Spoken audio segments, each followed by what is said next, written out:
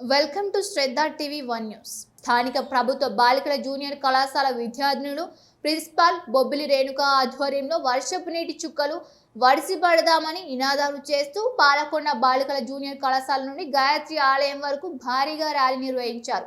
ప్రతి ఇంటిలో ఇంకుడు గుంతలు తవ్వి వర్షపు నీటిని అందులో నిల్వ చేసి భూగర్భ జలాలను అడుగంటకుండా కాపాడదామని ప్రతిజ్ఞ చేస్తూ ర్యాలీ చేపట్టారు.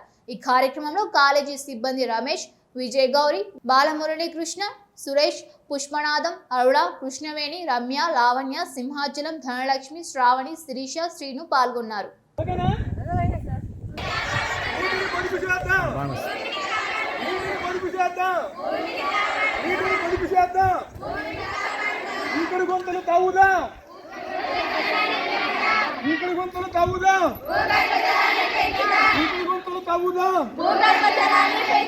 ప్రతి ఇంట్లో ఇంకుడు గుంత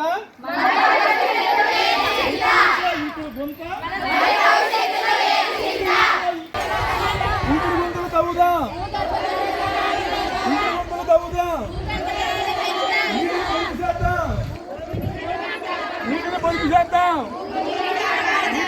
చేద్దాం.